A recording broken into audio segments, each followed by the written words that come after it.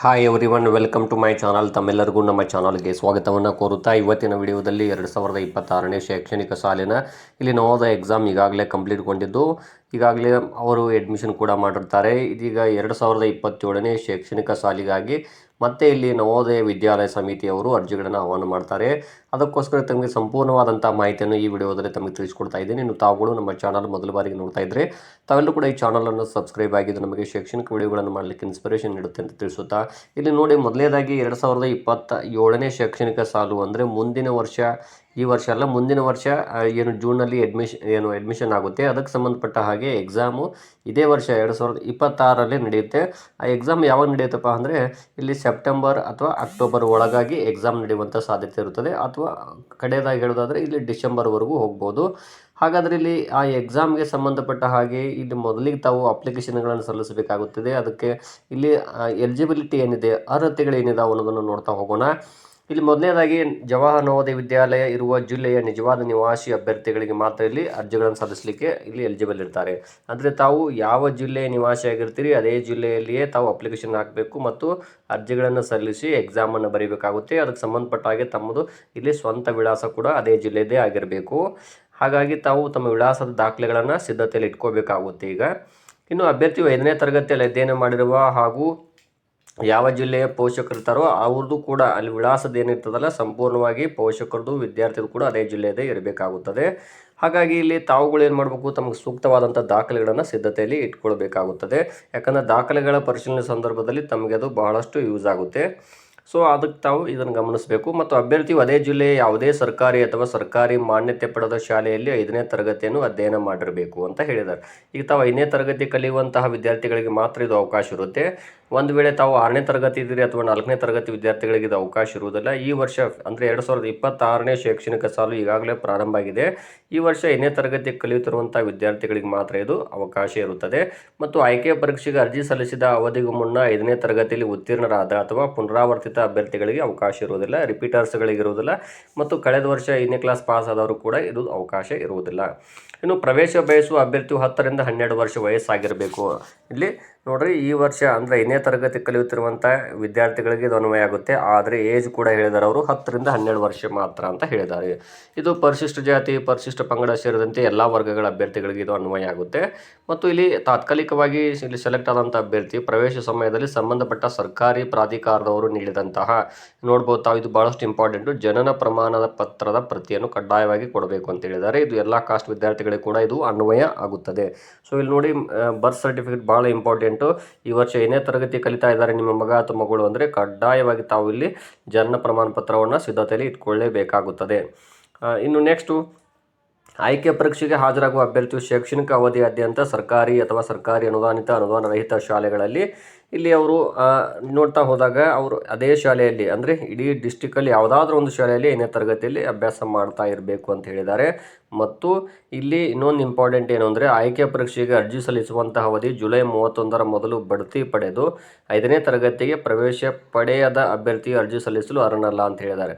So ಇದು ಭಾಳಷ್ಟು important. ತಾವೇನು ಮಾಡಬೇಕು, ಈ ವರ್ಷ 4ನೇ ತರಗತಿ ಪಾಸಾಗಿ 5ನೇ ತರಗತಿ ಬಂದಿರ್ತೀರಿ ಅಂದರೆ ತಮ್ಮದಲ್ಲಿ ಸ್ಯಾಟ್ಸಲ್ಲಿ ಆಗಿರ್ಬೋದು ಅಥವಾ ಶಾಲಾ ಒಂದು ದಾಖಲಾತಿಗಳ ಪ್ರಕಾರ ಇಲ್ಲಿ ಪ್ರಮೋಷನ್ ಆಗಿರಬೇಕು. ಅಂದರೆ 4ರಿಂದ 5ಗೆ ಪ್ರಮೋಷನ್ ಆಗಿರಬೇಕಾಗುತ್ತೆ. ಸೊ ಅದನ್ನು ತಾವು ತಮ್ಮ 5ನೇ ತರಗತಿ ಶಾಲೆಯಲ್ಲಿ ಇನ್ಫಾರ್ಮೇಷನ್ ಪಡೆದುಕೊಳ್ಬೇಕು ಅಂತ ತಿಳಿಸ್ತಾ ಇದ್ದೀನಿ. ಇನ್ನು ಅದೇ ರೀತಿಯಾಗಿ 6ನೇ ತರಗತಿಗೆ ಪ್ರವೇಶ ಪಡೆಯಲು ಬಯಸುವ ಅಭ್ಯರ್ಥಿಯು ಸರ್ಕಾರಿ ಅನುದಾನಿತ ಮಾನ್ಯತೆ ಪಡೆದ ಶಾಲೆಯಿಂದ 3, 4 ಮತ್ತು 5ನೇ ತರಗತಿಗಳನ್ನು ಅಧ್ಯಯನ ಮಾಡಿ ಉತ್ತೀರ್ಣರಾಗಿರಬೇಕು. ಪ್ರತಿ ತರಗತಿಯಲ್ಲಿ ಒಂದು ಪೂರ್ಣ ಶೈಕ್ಷಣಿಕ ಅವಧಿಯನ್ನು ಕಳೆದಿರಬೇಕು ಅಂತ ಹೇಳಿದ್ದಾರೆ. ಸೊ ನೋಡ್ತಾ ಹೋಗಿ, ಇಲ್ಲಿ ಯಾವುದೇ ಒಂದು ಶಾಲೆಯಲ್ಲಿ ಅದು ಸರ್ಕಾರಿ ಆಗಿರ್ಬೋದು, ಸರ್ಕಾರಿ ಅನುದಾನಿತ ಆಗಿರ್ಬೋದು, ಅನುದಾನ ರಹಿತ ಶಾಲೆಗಳಲ್ಲಿ 3, 4, 5ನೇ ತರಗತಿಯನ್ನು ಅಭ್ಯಾಸ ಮಾಡಿ ಕಂಪ್ಲೀಟಾಗಿ ಆ ಕೋರ್ಸನ್ನು ಮುಗಿಸಿರಬೇಕು ಅಂತ ಅವರು ತಿಳಿಸಿರುತ್ತಾರೆ. ಸೊ ಇದನ್ನು ತಾವು ಗಮನಿಸಬೇಕು. ಇನ್ನೊಂದು ಏನು ಹೇಳಿದ್ದಾರೆ ಅಂದರೆ, ಅವರು ಆಯ್ಕೆಯ ಪರೀಕ್ಷೆಗೆ ಅರ್ಜಿ ಸಲ್ಲಿಸುತ್ತಿರುವಂಥ ವರ್ಷದ ಸೆಪ್ಟೆಂಬರ್ 15ರಂದು ಅಥವಾ ಅದಕ್ಕೂ ಮೊದಲು ರಾಷ್ಟ್ರೀಯ ಮುಕ್ತ ಶಾಲಾ ಶಿಕ್ಷಣ ಸಂಸ್ಥೆಯ ಬಿ ಪ್ರಮಾಣ ಪತ್ರ ಸಾಮರ್ಥ್ಯ ಕೋರ್ಸ್ನಲ್ಲಿ ಉತ್ತೀರ್ಣರಾದ ಅಭ್ಯರ್ಥಿಗಳು ಸಹ ಪ್ರವೇಶ ಪರೀಕ್ಷೆಯನ್ನು ಬರೆಯಲು ಅರ್ಹರಾಗಿರುತ್ತಾರೆ ಅಂತ ಹೇಳಿದ್ದಾರೆ. ಅವರು ನಿಗದಿತ ವಯಸ್ಸಿನ ಗುಂಪಿನಲ್ಲಿ ಇರುತ್ತಾರೆ ಅಂತ ಕೂಡ ಅವರು ತಿಳಿಸಿರುತ್ತಾರೆ. ಹಾಗಾದರೆ ಇಲ್ಲಿ ನೆಕ್ಸ್ಟ್ ನೋಡ್ತಾ ಹೋಗ್ಬೋದು ತಾವು ಮುಂದಿನ ಅಂಶವನ್ನು. ಇಲ್ಲಿ ಇನ್ನೊಂದೇನು ಅಂದರೆ, 6ನೇ ತರಗತಿ ಪ್ರವೇಶ ಪಡೆದು ಬಯಸುವಂತಹ ವಿದ್ಯಾರ್ಥಿಗಳು ಇಲ್ಲಿ ಏನು ಹೇಳಿದ್ದಾರೆ ಅಂದರೆ, ಯಾವುದೇ ಸಂದರ್ಭದಲ್ಲೂ 2ನೇ ಬಾರಿ ಆಯ್ಕೆ ಪರೀಕ್ಷೆಗೆ ಹಾಜರಾಗಲು ಯಾವುದೇ ಅಭ್ಯರ್ಥಿ ಇಲ್ಲಿ ಎಲಿಜಿಬಲ್ ಅಲ್ಲ ಅಂತ ಹೇಳಿದ್ದಾರೆ. ಅರ್ಜಿಯ ನಮೂನೆಯಲ್ಲಿ ಅಭ್ಯರ್ಥಿ ಭರ್ತಿ ಮಾಡಿದ ವಿವರಗಳನ್ನು ಪರಿಶೀಲಿಸಲಾಗುತ್ತೆ ಅಂತ ಕೂಡ ಅವರು ತಿಳಿಸಿರುತ್ತಾರೆ. ಸೊ ತಾವು ಇದನ್ನು ಗಮನಿಸಬೇಕು. 2ನೇ ಸಾರಿ ಎಕ್ಸಾಮ್ ಬರೆಯುವಂಥವ್ರಿಗೆ ಇಲ್ಲಿ ಆಪ್ಷನ್ಸ್ಗಳು ಇರೋದಿಲ್ಲ. ಇನ್ನೊಂದು ಸಾರಿ ಎಕ್ಸಾಮ್ ಬರಲಿಕ್ಕೆ ಅನ್ನೋದನ್ನ ತಾವು ಗಮನಿಸಬೇಕು.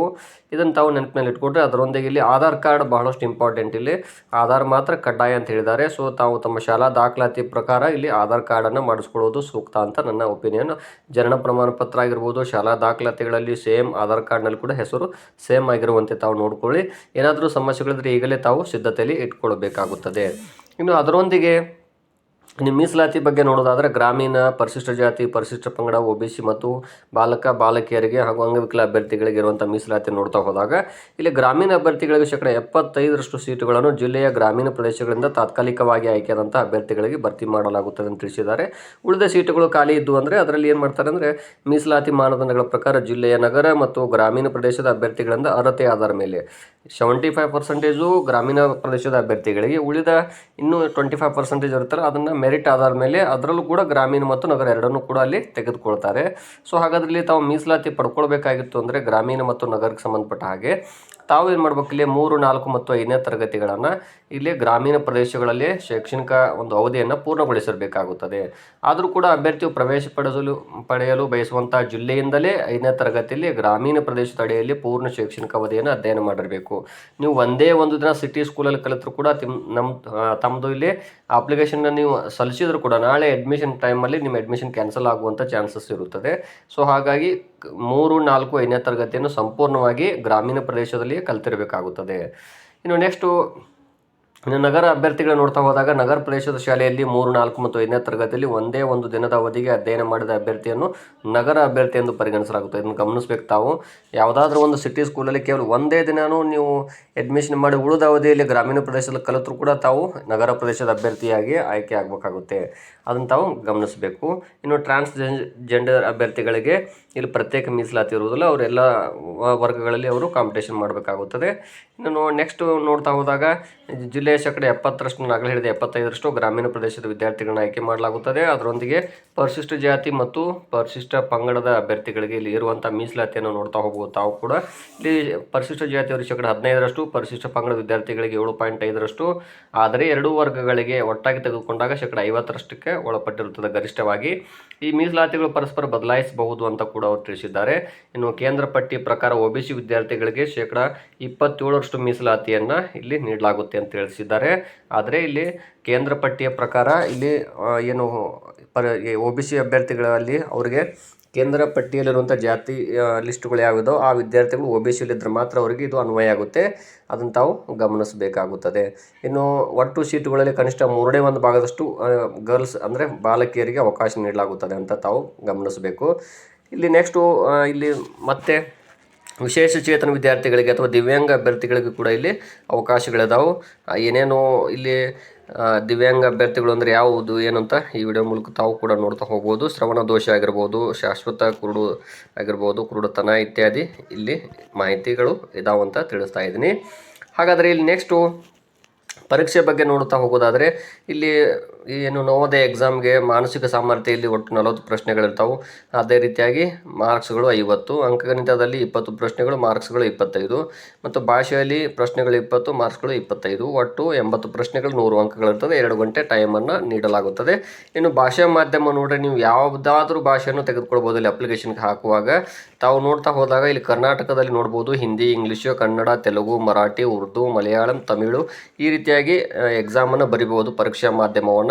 ಮತ್ತು ಇಲ್ಲಿ ಅಪ್ಲಿಕೇಶನ್ಗಳನ್ನು ನೋಡ್ತಾ ಹೋಗಿ ಇನ್ನೇನು 2-3 ದಿನಗಳಲ್ಲಿ ಇಲ್ಲಿ ನವೋದಯ 2027ನೇ ಶೈಕ್ಷಣಿಕ ಸಾಲಿಗೆಗೆ ಅರ್ಜಿಗಳನ್ನು ಆಹ್ವಾನ ಮಾಡ್ತಾರೆ.